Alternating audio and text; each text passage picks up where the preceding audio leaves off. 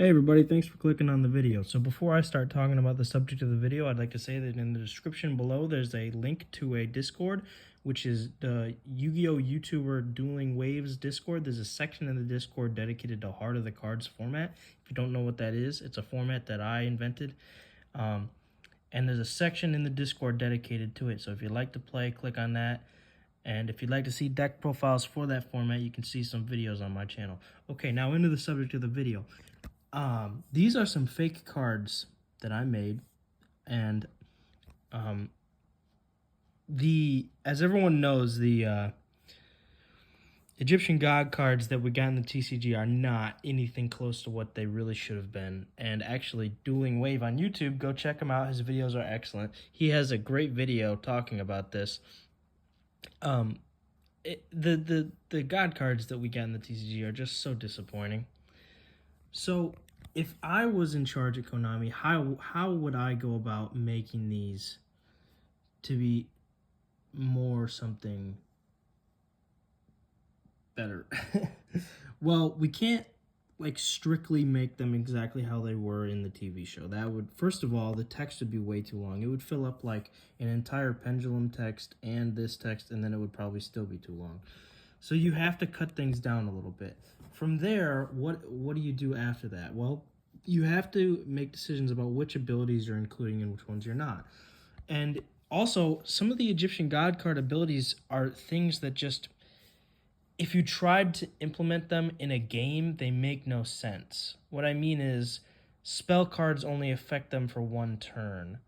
Okay, you can say that in an anime or in a manga, and the characters will be like, "Oh, okay, you know, the spell cards effective for one turn." But if you tried to actually implement that into the game, it would be so impossible to actually create like rulings around that. I mean, you'd have to do like the mystical wrath panel thing where you just have like a huge document that explains exactly how it interacts with every other card. So that's not really something that could be done. And then you got stupid stuff that is like impossible, of course, like infinite attack. And so let's be realistic about this. If we're making these cards to do justice to the TV show but not replicate the TV show, how do we go about this? We don't want the text box to be just full of one-point text that's impossible to read. How do we do this?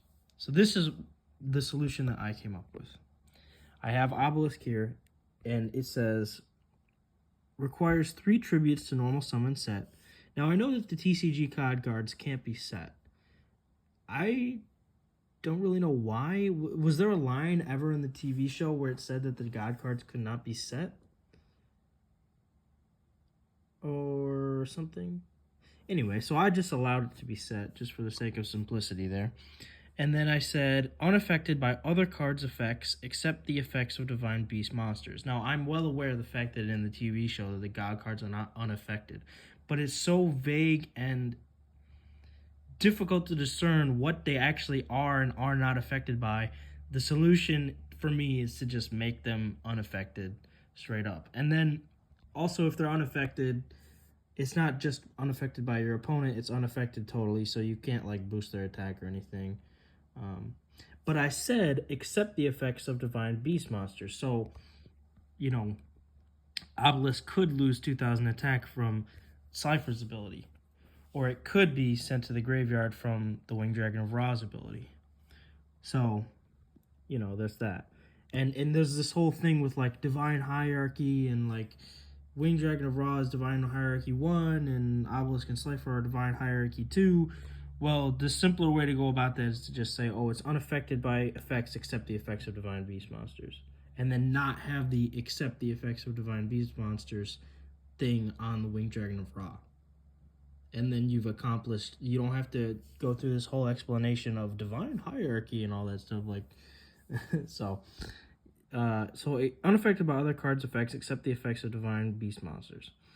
If this card is special summoned, return it to the location it was special summoned from during the end phase. Now, the TCG God cards, of course, just send it to the graveyard if it was special summoned. And probably the place you would be special summoning it from most realistically would be the graveyard. But say you found a way to special summon it from the hand or from the deck, I guess it makes sense that it would then go back to the hand or to the deck instead of to the grave. So I just went with that. Or from the Bannerstone, I suppose. And then the unique obelisk ability. So that's just the protection effects that apply to all the god cards. And then the unique obelisk ability. When this card declares an attack, you contribute 2 other monsters you control, destroy all monsters your opponent controls, then inflict damage to your opponent equal to the attack of this card. Of course, the TCG obelisk is stupid. First of all, it doesn't say tribute 2 other monsters, so you could tribute obelisk and 1 other monster to activate obelisk's ability, which is like totally not what it did in the show. It has 2 arms. Each arm grabs a monster, and he sucks their power, and then does this. He can't like grab himself with one of his arms. That's just stupid. So, and then also the TCG one prevents him from attacking the turn he activates that effect. Like, what is that about? So it's like the most convoluted, difficult to achieve Raigeki ever, but this is way better. It's essentially an instant win if you do this, because I mean, think about it. You already attributed 3 monsters to summon this guy, then you got to attribute 2 more. So I like this, and he does it when he attacks, which like if you ever watch the show, that's the only way he ever does it. He doesn't like activate his effect in the main phase. It's like Obelisk Fist of Fate, and he attacks and then he activates the ability. So I think this is really faithful to the TV show, and I think it's really the way that the card should have been made in the first place. When this card declares an attack, you contribute 2 other monsters you control, destroy all monsters your opponent controls, then inflict damage to your opponent equal to the attack of this card. And then, of course, after all the monsters the opponent controls are destroyed, a replay will occur, and then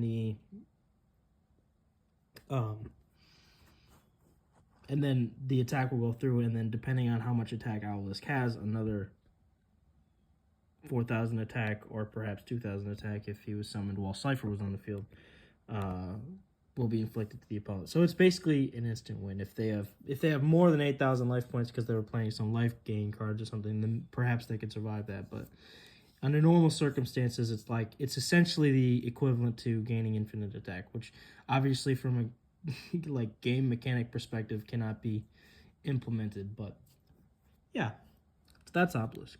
Slifer, he's got the same protection effects as Obelisk. He requires 3 tributes to normal summon set, unaffected by other cards' effects, except the effects of Divine Beast monsters. If this card is special summoned, return it to the location it was special summoned from during the end phase.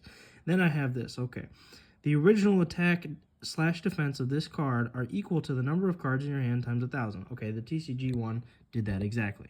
If a monster is summoned to your opponent's field face up, that monster loses 2,000 attack or defense depending on its position. If its attack or defense has been reduced to 0 as a result, destroy it.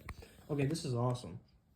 The TCG one only works if it's summoned in attack mode for whatever reason. They neglected the fact that he could also do this to defense monsters. So this is an amazing upgrade. It makes the card way better than the TCG version. And I think is very accurate to what it did in the TV show and the manga. And then I put the attack and defense as, X 1,000, where X stands for the number of cards in your hand instead of the question mark. Probably Konami would never do that because it would create probably some sort of ruling issue. Like, well, does it have question mark attack? Does it have, But I did that because I think it's awesome. It just looks way cooler than a question mark. And then finally we have Winged Dragon of Ra.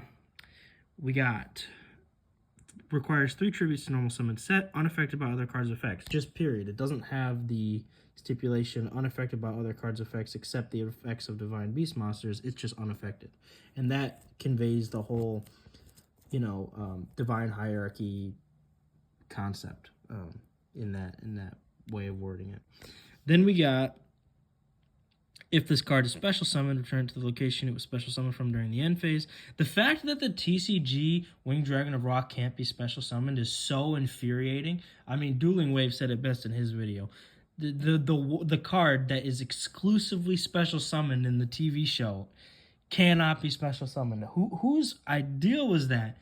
Yeah, just come on now. And then we got this card's attack/defense become the combined attack/defense of the monsters tributed for its tribute summon. Perfect. Exactly what it did in the TV show. It needed this all along. The fact that it didn't have it to begin with is infuriating. You can pay 1,000 life points, target one monster on the field, send it to the graveyard. Great. Yep. And then you can pay life points so that you only have one left. I changed it to 1 instead of 100. I mean, yeah, it makes the math more difficult, but it's just way cooler from like a flavor perspective, I guess. Like I only have 1 life point left. This card gains attack defense equal to the amount of life points paid. So the gaining attack by paying life points effect does not need to be activated on summon, which is the dumbest thing ever. Like the TCG God card, TCG Winged Dragon of Ra, has to be... You have to activate its effect to pay life points until you only have 100 left on summon. And then it has an effect that you could pay 1,000 life points to destroy a monster on the field. So it's like, okay. You wanted me to summon this thing, not activate its effect to gain attack, leave it at 0 attack, activate the effect to pay 1,000 to destroy a monster, then what? Activate a bunch of life gain cards, and then I don't even know, and then send it to the graveyard and then summon it again. Like, it's who wrote that? Who wrote that? I really want to know. But anyway, so this is... yeah, this is way better. And honestly, like, I mean, if you summon this thing, your opponent's got a full board, you pay 5,000 life points, destroy all their monsters, pay the remaining life points, gain a bunch of attack. You already had a bunch of attack from the attributed monsters, unless you, like, tributed 3 0-attack tokens or something. And then boom, tech direct. I mean, it's game, and they can't activate anything because it's unaffected by other cards' effects. So, yeah, I mean, this is what the God cards should have been. This is these would be like the best cards in the game. I mean, they wouldn't be the best cards in the game in modern Yu-Gi-Oh, but in like a low power format, they would clearly be the best cards in the game. They have to be destroyed by battle. They all have crazy attack stats. Yeah.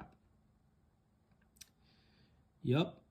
So that's that. That's how I would do the God cards if I was in charge. If I was in charge, this is the way I would go about it. And of course, you know, other people might have different ways to go about it. And, you know, my opinion is not infallible, but you know, that's what I came up with when I put my mind to it, and I said, okay, how would I do this? This is what I came up with. So that's that. Again, check the link in the description for the Discord to Dueling Wave. He's a YouTuber. You should go subscribe to him if you're not. There's a section in the Discord dedicated to Heart of the Cards format. If you'd like to play, hit us up there. And if you don't know what Heart of the Cards format is, see the first video on my channel. It's called Creating the Perfect Yu-Gi-Oh format. And thanks for watching. Bye.